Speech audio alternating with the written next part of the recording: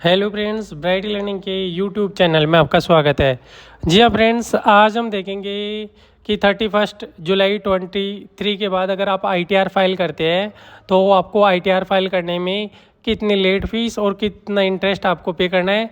इसके लिए सबसे पहले यहाँ पे कुछ डिटेल्स बना रखी है मैंने, इस डिटेल के जरिए यहाँ समझते हैं।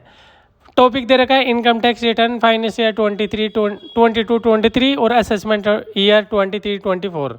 लेट फीस दे रखा है। लेट फीस में ऐसा दे रखा है कि अगर किसी की इनकम लेस देन 2.5 लाख है, मतलब 2.5 लाख से कम है, तो उस केस में कोई लेट फीस नहीं देना, जीरो लेट फीस रहेगी।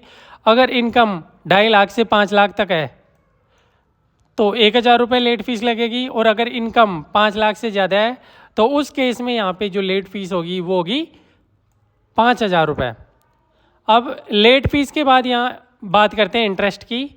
तो इंटरेस्ट में ऐसा है कि अगर मान लो आप लास्ट डेट के बाद रिटर्न फाइल करते हो और आपकी जो इनकम है वो टैक्सेबल इनकम से ज़्यादा है, मतलब 5 लाख से ज़्यादा है, तो उस पर जो टैक्स तो लगेगा ही, टैक्स के साथ साथ टैक्स अमाउंट पे आपको 1% मंथली इंटरेस्ट पे करना पड़ेगा। इसकी डिटेल यहाँ पे दी हुई है, वो डिटेल यहाँ पे चेक करते हैं।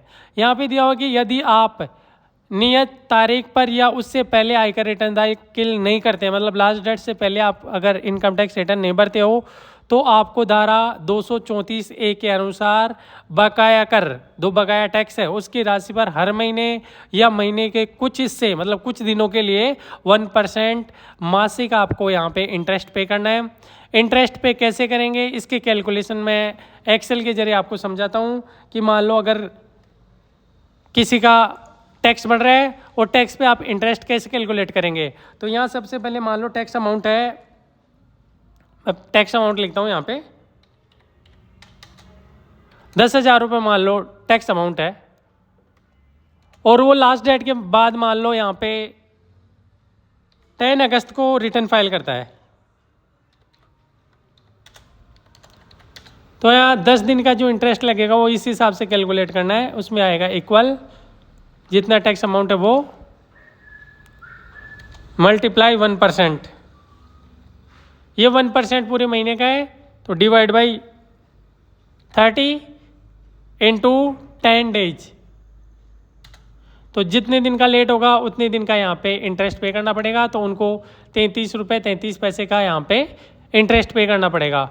तो यहाँ पे जो इंटरेस्ट और लेट फीस होगी वो ऐसे होगी कि अगर मान लो इनकम 5 लाख से ज़्यादा है तभी टैक्स बनेगा, और टैक्स बनेगा तो उस पर 5,000 रुपये तो लेट फीस लगेगी, और 5,000 के बाद में जो टैक्स है वो, और टोटल जो टैक्स लाइबिलिटी आएगी वो ऐसे निकालेंगे, जिसमें 10,000 रुपये तो टैक्स अमाउंट हो गया, लेट फीस लगेगी 5,000 रुपये, और इंटरेस्ट लगेगा यहाँ पे 33 रुपये।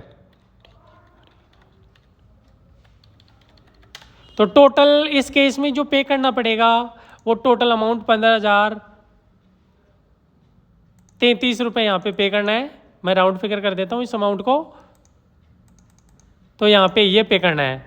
अगर मान लो टोटल इनकम टैक्सेबल इनकम से कम है तो उस केस में इंटरेस्ट कुछ नहीं लगेगा, क्योंकि इंटरेस्ट तब लगता है जब टैक्स अमाउंट बने, तो जब टैक्स अमाउंट ही नहीं होगा तो इंटरेस्ट भी नहीं लगेगा। तो केवल जब इनकम मोर देन 5 लाख होगी उसी केस में यहाँ पे इंटरेस्ट पे करना है, और इंटरेस्ट जो पे करना है वो 1% ऑफ टैक्स अमाउंट, 1% जो होगा वो मासिक होगा टैक्स अमाउंट का। अगर पूरे महीने का तो पूरे महीने का, अदरवाइज डे के अकॉर्डिंग है तो डे के अकॉर्डिंग आपको निकाल के कैलकुलेट करना है और टैक्स पे करना है। इस प्रकार से आप लेट फीस और इंटरेस्ट कैलकुलेट कर सकते हो। Thank you for watching, bye bye.